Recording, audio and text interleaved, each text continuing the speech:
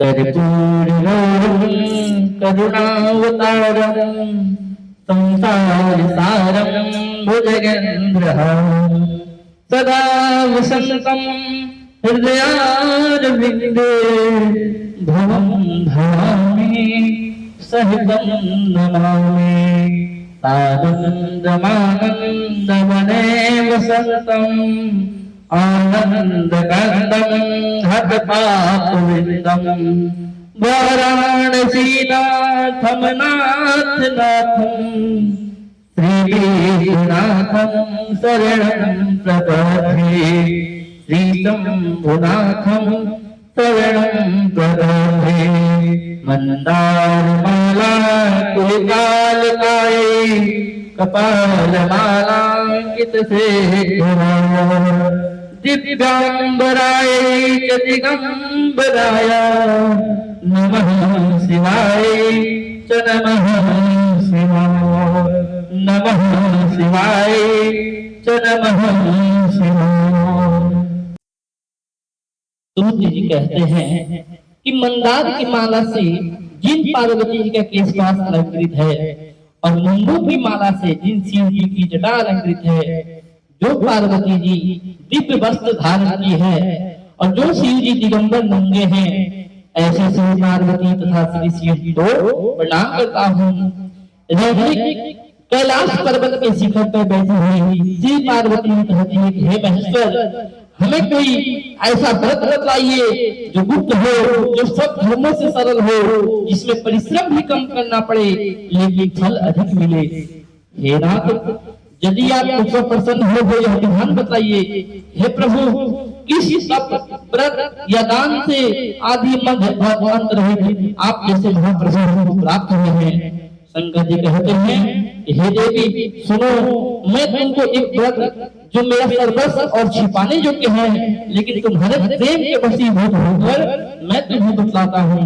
जैसे नक्षत्रों में चंद्रमा, ग्रहों में सूर्य, वर्णों में ब्राह्मण, देवताओं में विष्णु भगवान, नदियों में गंगा, पुराणों में महाभारत, वेदों में सामवेद और इंद्रियों में मन श्रेष्ठ है। सब पुराण और वेदों का सर्वस्व जिस तरह कहा गया है, मैं तुम्हें एक प्राचीन व्रत बतलाता हूँ, एकाग्र मन से सुनो। जिस व्रत के प्रभाव से तुमने मेरा आधा आसन प्राप्त किया है वह मैं तुमको बतलाऊंगा, क्योंकि तुम मेरी प्रेयसी हो। भाद्रपद मास में हस्त नक्षत्र से युक्त शुक्ल पक्ष की तृतीया तिथि को उनका अनुष्ठान मात्र करने से स्त्रियां सब पापों से मुक्त हो जाती है। हे देवी, तुमने आज से बहुत दिनों पहले हिमालय पर्वत पर इस व्रत को किया था। यह वृतांत मैं तुमसे कहूंगा। पार्वती जी ने पूछा कि हे नाथ, मैंने यह क्यों व्रत किया था, यह सब आपको मुझसे सुनना चाहती हूँ। शंकर जी कहते हैं कि भारतवर्ष के उत्तर की ओर एक बड़ा रमणीक और पर्वतों में श्रेष्ठ हिमवान नामक पर्वत है। उसके आसपास तरह तरह की भूमियां हैं, तरह तरह के वृक्ष इस पर लगे हुए हैं, नाना प्रकार के पक्षी और अनेक प्रकार के पशु इस पर निवास करते हैं। वहां पहुंचकर गंधर्वों के साथ बहुत से देवता, सिद्ध चारण पक्षीगण सर्वदा प्रसन्न मन से विचरते हैं। वहां पहुंचकर गंधर्व गाते हैं, अप्सराएं नाचती हैं। उस पर्वत राज के कितने ही शिखर ऐसे हैं जिनमें स्फटिक रथ और विदुरमणि आदि की खाने भरी है। यह पर्वत ऊंचा तो इतना अधिक है कि मित्र के घर की तरह समझकर आकाश का स्पर्श किए रहता है। उसके समस्त शिखर सदैव हिम वर्ष से आच्छादित रहते हैं और गंगा जल की ध्वनि सदा सुनाई देती रहती है। हे पार्वती, तुमने बाल्यकाल में उसी पर्वत पर तपस्या की थी। 12 वर्ष तक तुम उल्टी टंग केवल धुआं पीकर रही, 64 वर्ष तक सूखे पत्ते खाकर रही। माघ मास में तुम जल में बैठी रहती और वैशाख की दोपहरिया में पंचाग्नि तापती थी। श्रावण के महीने में जल बरसता तो तुम भूखी प्यासी रहकर मैदान में बैठी रहती थी। तुम्हारे पिता इस तरह के कष्ट सहन को देखकर बड़े दुखी हुए। वे चिंता में पड़ गए कि मैं अपनी कन्या किसको दूं। उसी समय नारद जी का आगमन हुआ। मुनि श्रेष्ठ नारद जी उस समय तुम्हें देखने गए थे। नारद जी को देखकर गिरि ने अर्घ्य, बाद आसन आदि देकर उनकी पूजा की और कहा कि हे स्वामी, आप किस लिए आए हैं? मेरा अहोभाग्य है, आपका आगमन मेरे लिए अच्छा है। नारद जी कहते हैं कि हे पर्वतराज सुनो, मैं भगवान विष्णु का भेजा हुआ आपके पास आए हैं। आपको चाहिए यह कन्या इसी योग्य वर को दे, भगवान विष्णु के समान योग्य वर ब्रह्मा, इंद्र और शिव इनमें से कोई नहीं है। इसीलिए मैं यही कहूंगा कि आप अपनी कन्या भगवान विष्णु को ही देवे। हिमवान ने कहा कि भगवान विष्णु से मेरी कन्या ले रहे हैं और आप यह संदेश लेकर आए हैं, तो मैं उन्हें अपनी कन्या दूंगा। हिमवान की बात सुनकर मुनिराज नारद जी आकाश में विलीन हो गए। वे पीतांबर, शंख, चक्र और गदाधारी भगवान विष्णु के पास पहुंचे। वहां हाथ जोड़कर नारद जी ने भगवान विष्णु से कहा कि हे देव सुनिए, मैंने आपका विवाह पक्का करा दिया। हिमवान ने पार्वती के पास जाकर कहा कि हे पुत्री, मैंने तुम्हें भगवान विष्णु को दे डाला। तब पिता की बात सुनकर तुम बिना उत्तर दिए ही अपनी सखी के घर चली गई। वहीं जमीन पर पड़ तुम बड़ी दुखित होती हुई विलाप करने लगी। तुमको इस प्रकार विलाप करते देख एक सखी ने पास आकर कहा कि हे देवी, तुम क्यों इतनी दुखी हो? उसका कारण बतलाओ। तुम्हारी जो कुछ इच्छा होगी मैं यथाशक्ति उसको पूरा करने की चेष्टा करूंगी, इसमें कोई संशय नहीं है। पार्वती कहती है कि मेरी जो भी अभिलाषा है उसे तुम प्रेम पूर्वक सुनो। मैं एकमात्र शिव को अपना पति बनाना चाहती हूँ, इसमें कुछ भी संशय नहीं। मेरे इस विचार को मेरे पिताजी ने ठुकरा दिया है, इससे मैं अपने शरीर के त्याग दूंगी। पार्वती की इस बात को सुनकर सखियों ने कहा कि शरीर का त्याग न करो, चलो किसी ऐसे वन को चले जहाँ पिता को पता न लगे। ऐसी सलाह कर तुम वैसे वन में जा पहुंची। उधर तुम्हारे पिता घर घर तुम्हें खोजने लगे, दूतों द्वारा भी खबर लेने लगे कि कौन देवता की नर मेरी पुत्री को हो ले गया है। उसके मन ही मन कहा,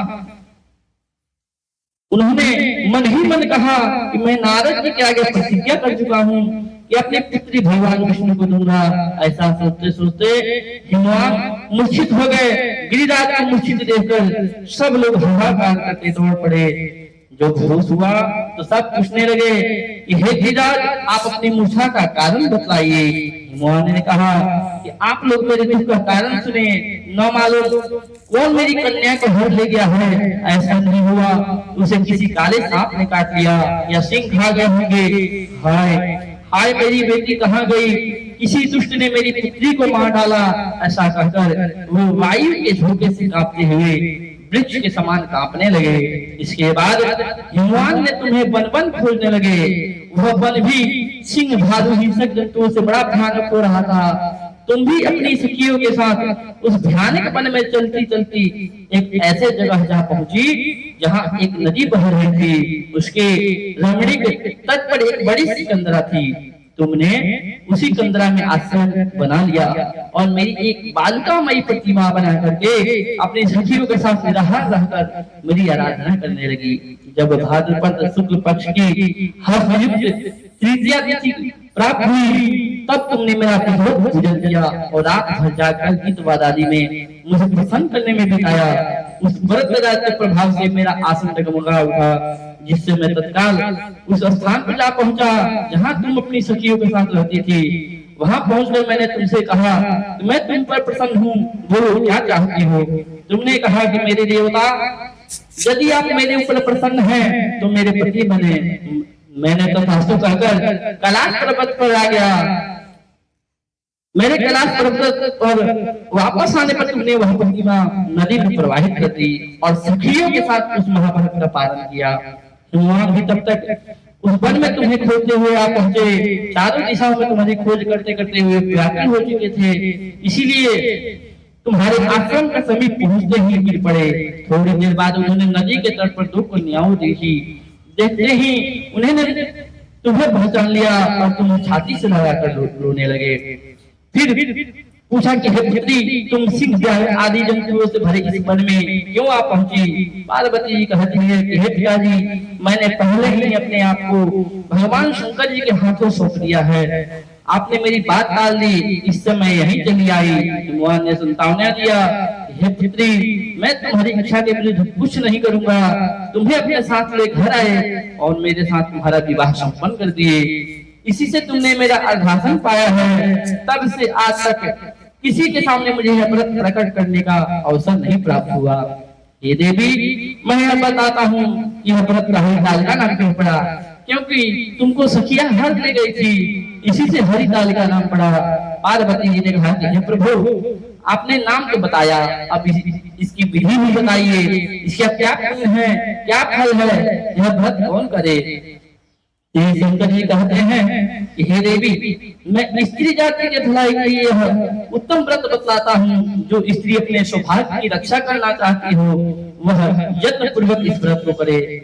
पहले केले के खंभे आदि से सुशोभित एक सुंदर मंडप बनावे, उसमें रंग बिरंगे रेशमी कपड़े से चंदवा लगाकर चंदन आदि सुगंधित द्रव्यों से वह मंडप लिपवावे। फिर शंख, भेरी, मृदंग आदि बजाते हुए बहुत से लोग एकत्रित होकर तरह तरह के मंगलाचार करते हुए उस मंडप में पार्वती तथा शिव जी को प्रतिमा को स्थापित करे। उस रोज दिन भर उपवास कर बहुत से सुगंधित फूल, गंध और मनोहर धूप, नाना प्रकार के नैवेद्य आदि एकत्र कर मेरी पूजा करे और रात भर जागरण करे। ऊपर जो वस्तुएं गिनाई गई है उनके अतिरिक्त नारियल, सुपारी, जमीरी, नींबू, लौंग, अनार, नारंगी आदि जो जो फल प्राप्त हो सके उन्हें इकट्ठा कर ले। उस ऋतु में जो फल तथा फूल मिल सके विशेष रूप से रखे।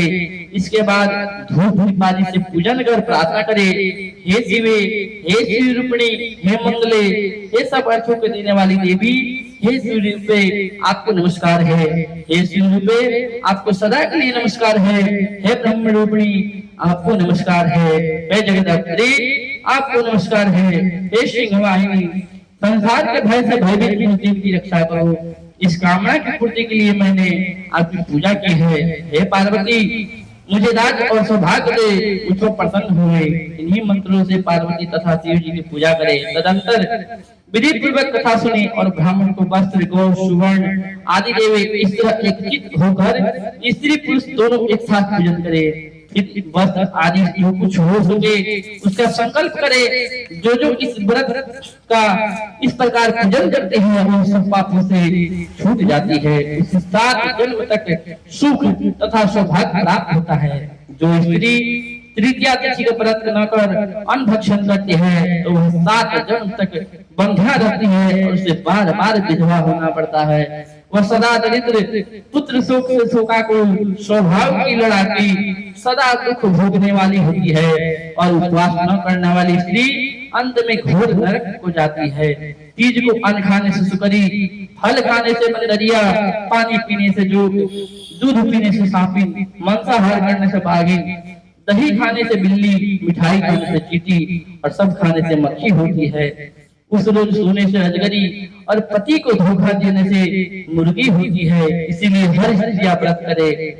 दूसरे दिन सुवर्ण, चांदी, तांबा अथवा बांस के पात्र में अन्न भरकर ब्राह्मण को दान दे और पालन करे। जो स्त्री इस प्रकार व्रत करती है वह मेरे समान पति पाती है और जब मरने लगती है तो तुम्हारे समान उसका रूप हो जाता है। उसे सब प्रकार की संसारिक भोग और संयुक्त मुक्ति मिल जाती है। इस हरितालिका की व्रत कथा मात्र सुन लेने से प्राणी को 1000 अश्वमेध और सैकड़ों वाजपेय यज्ञ करने का फल प्राप्त होता है। हे देवी, मैंने यह व्रतों में उत्तम व्रत बताया जिसके करने से प्राणी सब पापों से छूट जाता है। इसमें कुछ भी संशय नहीं। भगवान की जय। काली विकराल की, शंभु भोलेनाथ की, करो मंगल आरती, मृत्युंजय महाकाल की, करो मंगल आरती, मृत्युंजय महाकाल की।